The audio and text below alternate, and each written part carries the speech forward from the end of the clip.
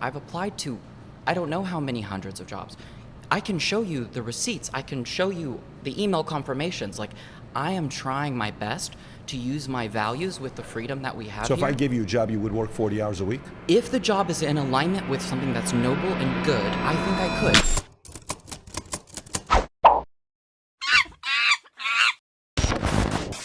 So, today's video is about capitalism, the bread and butter of the United States of America, one of the greatest countries, if not the greatest country in the world, depending on who you ask. If you ask me, I would say Great Britain was greater than America, but hey, I digress.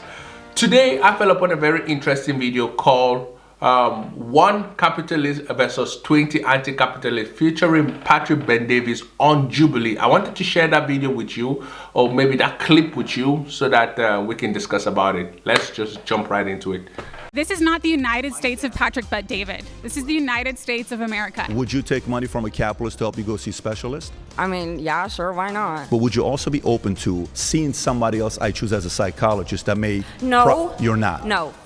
When you're offering people here jobs, right? You're saying that they would have to pay you money to get that. So in reality, you're trying to convince them to pay you money to be part of your claims company. of defaming. Be very careful defaming when you don't know the fact.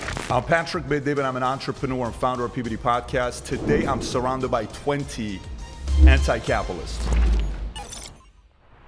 My next claim is if all the money in the world were divided equally, it would return to the same pockets within 5 years. Let's play with this hypothesis, right? If you take all the money from the rich, which will never happen, but let's play with the idea. If you take all the money from the rich and give it to the poor, that money will flow back to the rich within 5 to 10 years. The reason why is because there are many factors, but one factor is that the rich create value, okay? They have things that make us pay them. They are good at goods and services, just simple as that. The things that we order, bang, bang, you know, Amazon makes money, and that is just true. The rich are also good at managing money, because we know a lot of people that have won the lottery, millions and millions of dollars, but end up being broke. The reason why is because they have no accounting in them. The rich know a little bit of accounting. The rich, they don't just take their money and start eating it. They put it in stocks, bonds, they build even more businesses. They invest in other businesses, which makes them money. So yes, the rich will get back their money because the rich have valuable businesses that we need. It's as simple as that. What's your name? Caleb. Caleb? Yeah, so you just said... Caleb looks a little bit like a hippie. I know I shouldn't judge people based on their appearance, but truth to be told, I can't help it. I am one of those people that judge people based on their appearance. Yeah, I think a lot of us, we do. Some people just lie about it. I am one of those people, and I tell people right now, Caleb looks like a hippie. I believe he's going to be talking about our spirituality, and he thinks capitalism is wrong, but maybe I'm wrong. Let's see. That you are proposing, if we divided all the wealth equally in like 5 years, how would you propose we divide the wealth in that way? In this thought experiment, again, if we're going to give it a serious look, I want to understand, how would you propose that happen? I hope you realize this is just a question we're asking everybody, right? But if you take all the wealth, which is around $500 trillion, okay, give or take, you divide it by 8 billion people, it would be around $62,500 each. It's not a lot. I thought it would have been a lot more than that. But then again, there are 8 billion people around the world, and very few are rich. So yeah, kind of makes sense. Within 5 years, the people that don't know how to handle money themselves, they would lose it all. And within 5 years, the same wealthy would get the same amount of money. As someone who certainly doesn't make that much money, I'm willing to take that as a gamble just for fun. I'll be honest. But at the same time, like, okay, so you're just now claiming that people who don't have wealth don't know how to manage it. I believe both can be true at the same time. There are a lot of people that don't have money and that don't know how to manage money. And there are a lot of people that don't have money but know how to manage money. And there are a lot of people that have money but don't know how to manage it. So yeah. And that's fair, because a lot of them have never had it before. So what do we do to basically ensure that people like myself, who are currently, thank you to the United States, thank you to the state of California for giving me medical insurance to get blood work. I don't know how it is in America, but here in Sweden, we pay a lot of taxes, but we get free education We get free healthcare, and then transportation sometimes is free depending on the city you are in. But in America, it might be different. But I do believe that if you're going to pay a lot of taxes, that is what should be in.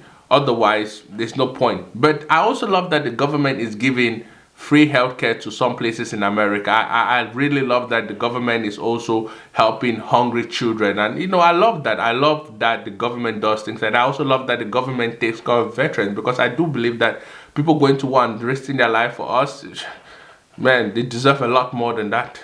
For giving me food stamps so I can have food. I've applied to, I don't know how many hundreds of jobs. I can show you the receipts. I can show you the email confirmations. Like, I am trying my best to use my values with the freedom that we have So here. if I gave you a job, you would work 40 hours a week? If the job is in alignment with something that's noble and good, I think I could. Caleb is probably like 29, give or take. And he's already saying, if the job is noble and good, I will smack you. You are jobless. And someone offers you a job and you are saying, if the job is noble and good, that means you don't want to contribute to society. You are a leech to society. You don't want to contribute. Because if everyone says, I just want to do a job that is noble and good, that means nobody's going to be working. The issue is, and again, you may say that this is a personal weakness, but like right now, substitute teaching, tutoring, trying to help in that way is making it so that I'm able to scratch by. Yeah. But without the supplemental income and the help from the society of people who make more money, But let's I'm going to not have enough food. If you already have a job, that is good. But you should have a job that sustains your living standards, right? If you have a job that is not paying you enough, go get a second job. Okay? That's just as simple as that. There are people that have 3 jobs. You got to work yourself a little bit to death, Caleb. You're still young. You're still fresh. You're still strong. You got to work yourself a little bit. Because you wanting the government to provide for you is crazy, because you're sounding like a leech. I'm not saying you're a leech, Caleb, but you sound like one. You want to sit and be like, oh, I want to work sometimes I don't want to work, but yet you want to get money at the end of the month. Caleb, that is not okay. It is not okay, Caleb. Address something which you made a point that I agree with. On why don't some people create wealth? In my family, when I was growing up, and I was telling this young lady over here, when my dad was a cashier at a 99-cent store, we've never owned an insurance policy before. My parents, we've never owned a house before. I've never lived in an apartment with a swimming pool before. We've never had a 401k, stock, mutual fund, none of that stuff. I had no clue how money worked.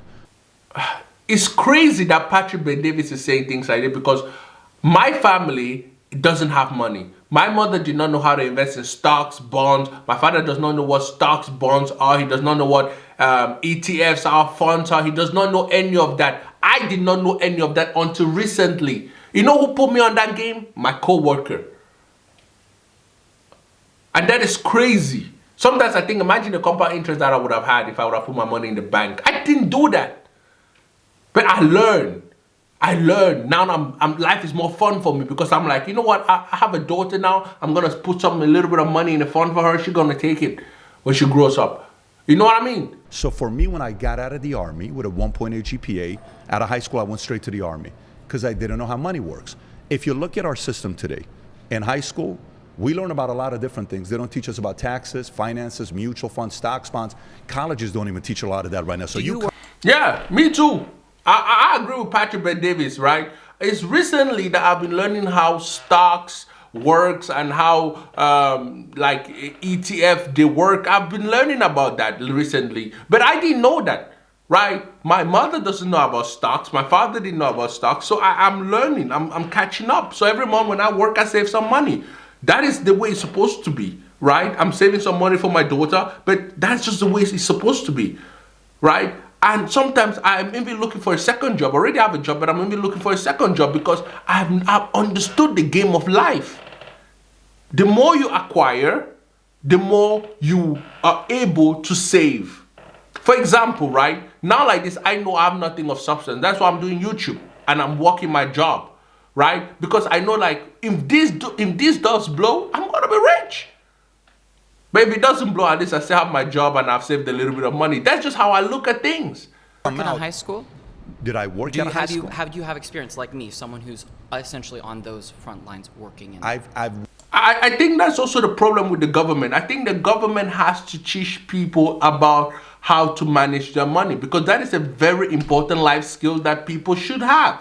Because if people do not know how to manage their money, they are likely to accumulate debt. And when they are likely to accumulate debt, they bring down the society.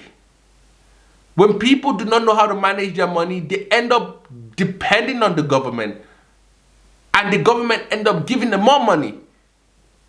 And that is the problem. We have to teach kids how to manage money, what stocks, funds is. But then again, you could say it's the job of the parents. Yeah, fair game. But my parents didn't know about it. I had to learn from a neighbor. My neighbor taught me about it. I was like, damn, man, I never even knew that people work like that. Talking about ETF and stuff like that. I'm like, whoa, this is a whole other world. Now I'm excited to go to work because now it's like the game is a little bit more fun. You know what I mean? I'm thinking about my daughter now, and I'm like, oh shit, I'm gonna save for my daughter. You understand what I mean? Like, she might get something that I didn't even have. All the knowledge that I'm about to acquire, I'm gonna pass it down to her. You get me? You feel me, right? So that is something that the government should also teach in school. If you're gonna be teaching us about biology, physics, then you should teach us also about how money works. If we're gonna be doing math, teach us about that too. Money is math. So yeah, those kind of things I think is very important, because you can make money, but if you don't know how to keep it, then you're losing money. You're like a leaking bucket, in my personal opinion. Work with many high school teachers and the directors of psychology to talk to the youth? Yes, I have. So right now, I'm in a position where I have options, like you said.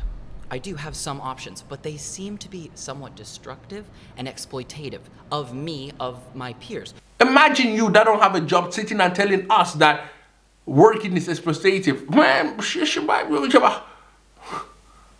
crazy.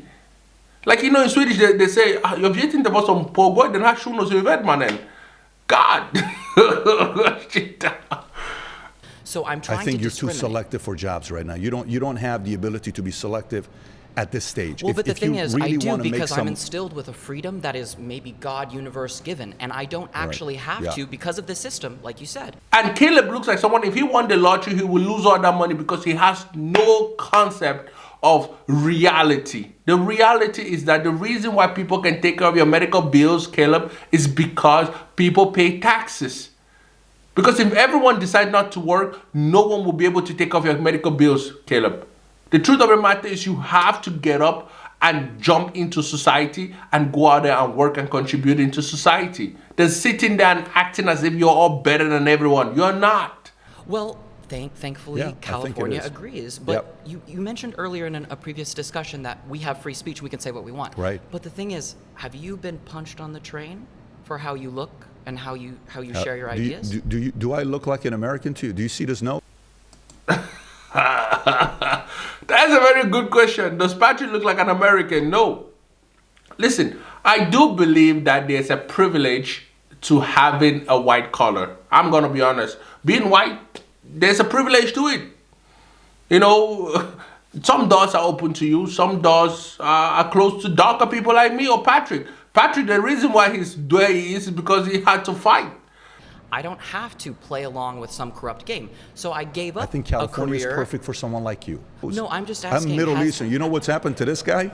You know what's happened to me when I was discriminated all over the place? Do you really feel like that's free speech if you're being I don't mind punished it. by people who have prejudice against you? I don't mind it because I understand there is a risk that you may be disrespected. They're like, here, I've been disrespected here. I have the mentality of that, like, so far as I put my mind into it and I push myself, maybe I might get it. I'm saying maybe because sometimes I've given up on things and I'm trying to work on those certain things, right? I'm not perfect, but I'm trying to work on those certain things. Here many times. I've been offended here many times. A lot of you are coming here finding a way to attack me and tell different stories. I'm okay with that. I don't want to attack you. You're being very respectful. I'm not talking about you. But what I'm saying to you is, when you say, have you ever been punched in the face on a bus? You don't want to hear about what things has happened to me because of the way I look. Because I feel but like I don't want to use that. You've been through a lot of trauma in your life, and now you're kind of clinging to things. I'm not. What I don't want to do that. I have my son is sitting right here, my 13-year-old son, my I have 4 kids. I bring them everywhere. I want them to see that it's okay. People going to disagree with you. You have to be comfortable with this. All the time. You are with 13-year-olds all the time? Because of my job, because I'm a substitute teacher and a tutor. The thing is, you can imply many different things, and that is your right. But what I'm saying is right now, I care deeply about having a good experience. The incentive that I feel is for peace and prosperity. I respect it. And everyone has to contribute, because if everyone is contributing, then no one is complaining. But if someone is just sitting, now the other person that's working will be like, oh, why are you sitting? Why aren't you contributing? Why aren't you doing this thing? Why aren't you joining the group and building something for the community? But Caleb thinks that peace just come by. Kumbaya. No. Again, I'm using my freedom now, but the issue is you're saying we have all these options, but whenever I tour the globe, I see franchises that have monopolized pretty much everywhere. So when you talk about options, it's really, there's these select few people who have this infrastructure that's really benefiting them more than others, and without some sort of conscious, spiritual, moral awakening, what can we do except for beg and appeal and amass? Well, no, you can't be too selective.